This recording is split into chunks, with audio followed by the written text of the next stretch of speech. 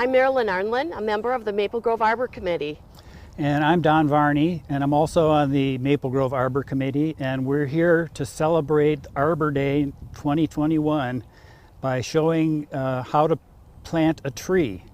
And we're going to talk a little bit about what are the factors that you want to look for in a tree, and we're also going to demonstrate how you actually go about planting the tree. So the first thing I like to do when you're working on a tree planting is to decide, what do you want this tree for? Is it to give you shade? Is it to screen your neighbors? Are you looking for it to attract birds and wildlife? Is it to pick fruit if you get an apple tree? There's some reason that you want to have a tree planted, and that is an important part, because once you've made that decision, that narrows your selection down, and you can head off to the nursery and try to find the tree that's going to do the right thing for what you're looking for. So when you go to the nursery, there's a lot of valuable resources there that you can use, including their staff. But one thing that you should always keep in mind is that the trees all have a tag on them, and the tag provides quite a bit of information that you're going to need to establish when you start deciding which of these trees you're going to pick. So what you try to do is find a tree that meets what the conditions are in your yard. Is the place that you're going to put this tree close to a building? If it is, you don't want to have a tree that's too big. Is it going to be in a shady part of your yard, or is it going to be to provide shade? All of this information is on this card, and it tells you what kind of soil the tree likes to have that makes it'll thrive in that kind of soil. What kind of watering conditions does it need? Does it need to have dry soil? Does it need to have moist soil? Can it withstand flooding? All of those kinds of conditions are key factors in whether that tree is going to last for a long, long time, and whether it's going to grow and do what you want it to do in your yard. So once you've decided this is the tree for me because it has the right characteristics, is going to be planted in the proper zone so that it's not going to freeze out in the winter, you pick out your tree, but you be careful in letting yourself know that there's a limit to the amount of weight you can lift when you have a large tree. So a soil ball on a 2.5-inch tree is going to be really heavy, and you'll probably need help and maybe even some mechanical help in getting that tree in the ground. But the tree we're going to plant today is a small one, and it's going to just take 1 or 2 people to get it done, and Marilyn is going to show you the best way to do that. Okay, so before you make that final choice of your tree, there's one more thing you want to do, and that is to test the soil in your yard where you're going to plant your tree. And it's super important. It doesn't cost very much, like $17. So the University of Minnesota is a great place to go to their soil testing laboratory, and you can go right to their website to get the form. And it, like again, $17, and it gives you the most valuable information. On the back of the page, or the second page, it tells you step by step how to test, how to dig the soil, how deep to dig it. You can put it in a double Ziploc baggie. You can mail it. You can drop it off. So it's really super easy. And I can tell you that years ago, before I didn't know anything about trees, we planted a tree in our yard and found out that the soil was horrible for this tree. Our soil in our yard, where I live in Maple Grove, is very alkaline. And so because of that, the tree that we planted hates alkaline soil and now has chlorosis. And that's where the leaves turn very yellow, and it's not getting the nutrients out of the soil because of the kind of soil it is, being alkaline. So if I would have known that ahead of time, we would have never chosen that tree. So that soil testing is really important. Now, you've got your tree, right? So the next thing you can do is 2-3 days ahead of time, call 811, or you can go online to Go for One and have them come out to check your utilities. And they'll put little flags in the ground showing you where the utilities are, so that when you're digging that tree, you don't dig into a gas line or something dangerous. So that's a great thing to do too, and it's absolutely free. It doesn't cost anything. So those are 2 really important things that you want to do. So we've got our tree, and you've decided what you want to plant. So there's a couple of things that are really important. So if I'm just going to tip this so you can see, there's like maybe 2-3 inches above the pot that there's no soil. But depending upon the tree you buy, or it depends on the tree, we need to make sure that there isn't too much soil on top of your tree. Extremely important, because trees that are planted too deep are sure to die in about 10 years. It's a really bad thing to plant a tree too deep. People think that the roots go really deep, but honestly, roots of a tree only go about maybe 36 inches deep, if that. And so they're very shallow, in the ground. So it's super important that we don't plant it too deep. You want to be able to have only about 2 inches of dirt on the main root of your tree. I'm going to show you how to find out what that is. So if there's too much soil on top of those main roots, we'd actually take the soil off. Because again, we don't want to plant it like it's a fence post in the ground.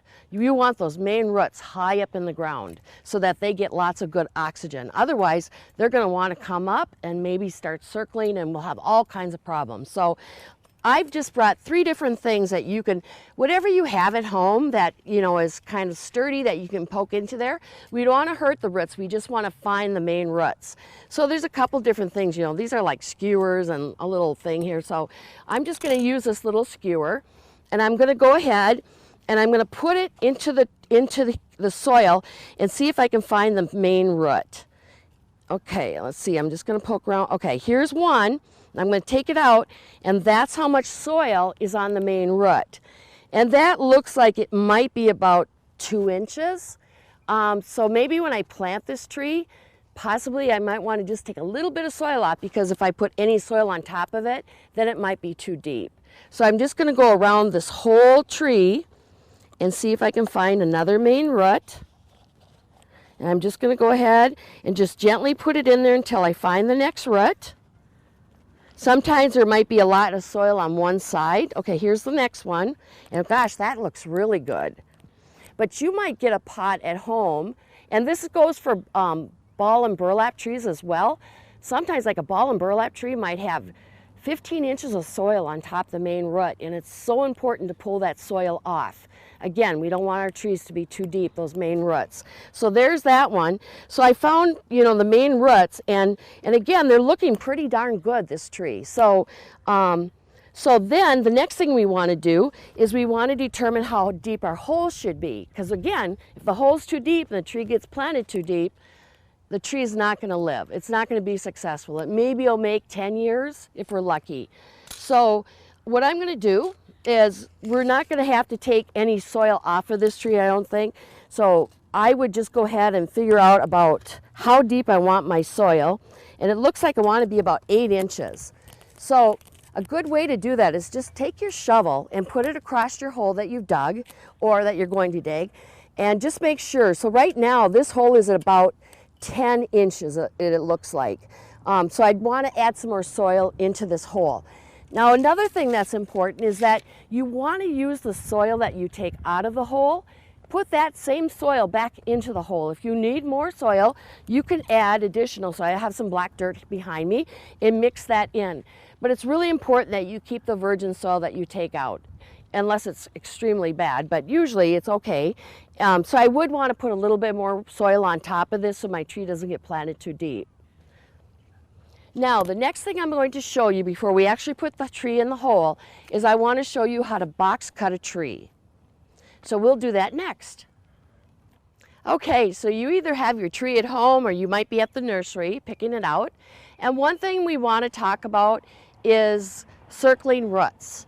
And it's something that the university did some research over a 5-year period at the university and learned about this important thing and taught us how to take care of this horrible problem.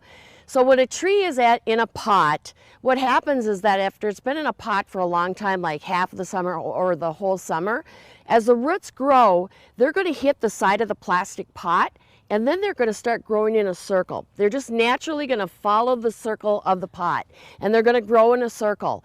And when they've been in the pot for a long time, that just happens naturally. The problem is that if you plant the tree like that, they're going to keep growing like that. And then what happens is that can kill your tree. And it's called girdling roots. And so we want to make sure that we check our tree and make sure that they don't have girdling roots or circling roots before we plant our tree. And if it does, we're going to box cut. And that's something that the University of Minnesota came up with, and it's been extremely successful. And for sure, it'll help your tree grow for many, many years to come. So the next thing we're going to do is take the tree out of the pot. Now, if you're at the nursery, don't just pull the tree out of the pot to look and see if there's circling roots. Ask first if it's okay if you take it out. Of course, at your home, you can do it, but at the nursery, make sure you ask first. And they'll probably even help you if you want to look. So now we're going to go ahead and take the tree out of the pot and check for circling roots.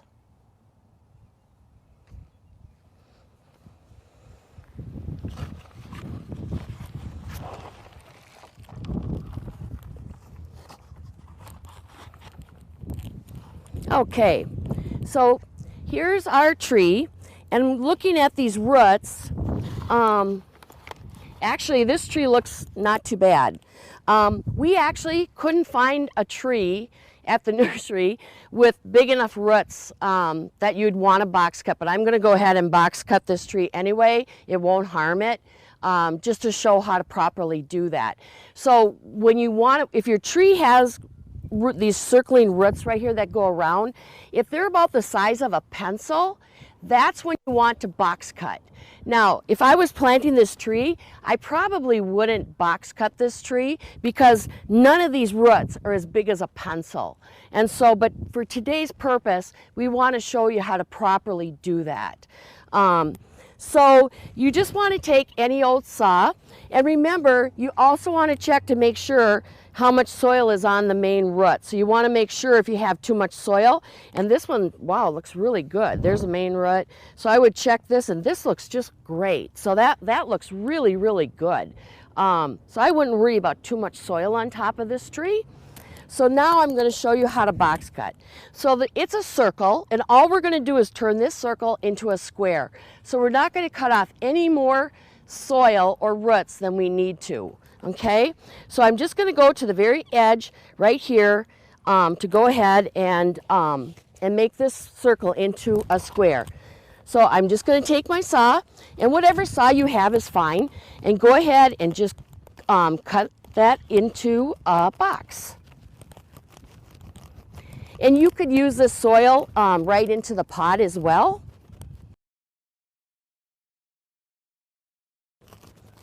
Okay. So there I made this side into a square, and I would go ahead and I would cut it here, and here, and here, and I would make it into a square.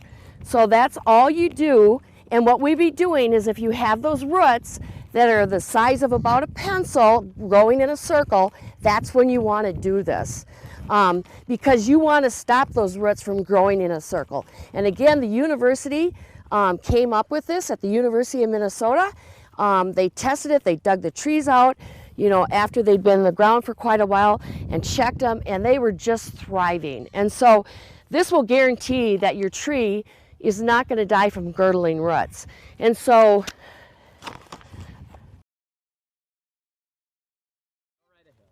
okay, so now we're back to this tree that we're actually going to plant, and we have our northern red oak that we're going to plant here.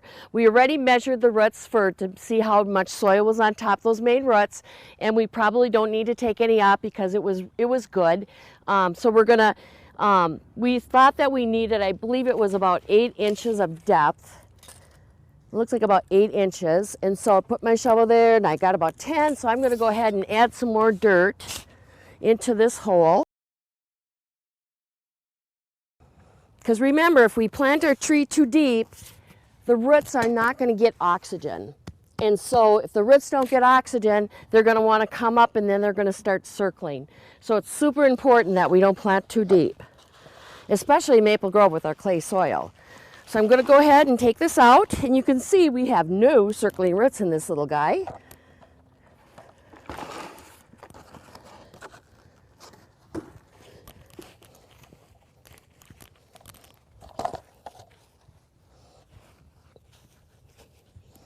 And we want to make sure it's straight, so you might want to have somebody there looking, helping you to make sure that tree is straight when you plant it.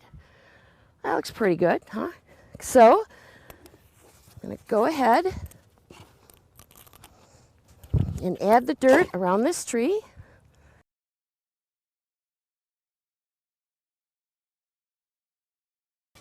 Now, if your soil is really dry, one of the things that I will do sometimes is I'll add a little water to it. It helps the soil also, oh, look at acorn. It also helps the soil settle a little bit. So I would maybe put a little bit of water on top of the soil too, just to help it kind of settle, so that, because sometimes if it settles, then it'll get too deep again. Okay, so I like to do this. You don't want too much water, but just a little bit. It just helps the soil settle a little bit. So it's fine to put a little bit, not too much, but just go ahead and make sure that our soil is, and then when we're done planting, then we'll go ahead and water the tree some more. So now we'll go ahead and add the rest of the soil.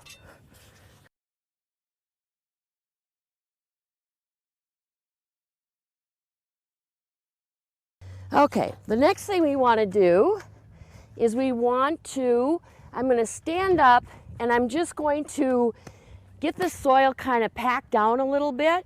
So I'm just going to stand up and make sure that my soil gets packed down so I don't have any air pockets in there.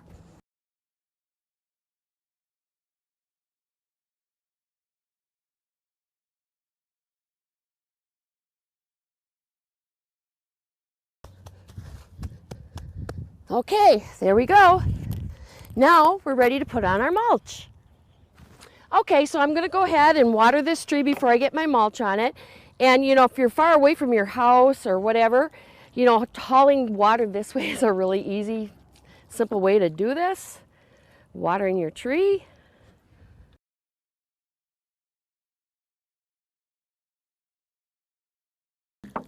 Okay, that looks pretty good. Now, there's a rule for mulching. You may have driven around town and seen what we call volcano mulching. Super bad for a tree. You only want your mulch, a good part is 3 feet around your tree. It keeps your lawnmowers from hitting the tree also, which is a really good thing. So if you go about out 3 feet around, only 3 inches deep at the most, and then keep it 3 inches away from the stem of the tree, because you don't want the mulch to touch the tree either. What happens is when people pile mulch up on their trees, insects will get in there and the stem can actually start rotting from too much on the stem. And then also, if you get too much mulch on it too, the roots aren't going to get oxygen. And so they're going to want to start coming up closer to the soil, getting higher up so they can get oxygen. And then that's when they start circling again. And then you get those girdling roots again. So 3 feet around, only 3 feet high, 3 inches high, and 3 inches away from the stem. So we don't want it we don't want the mulch touching the stem. So Don's going to help me do that. So we're going to go ahead and get that mulch on our tree, and we'll start out on the outside.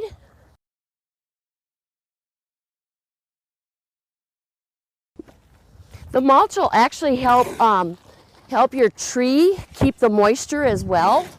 So that's another good thing, and it keeps weeds from growing also. So that's another good thing that mulch does.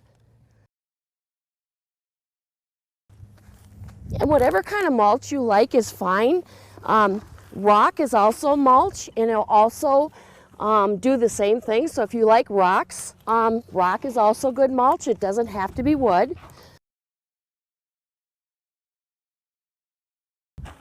Okay, so Don, hand me my tape measure over there. Just to make sure I didn't go too deep.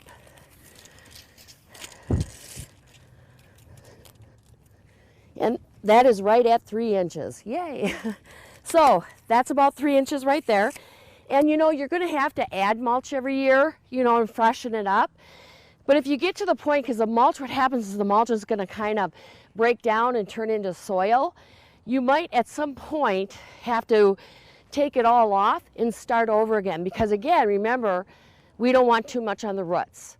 So then the tree is planted too deep again.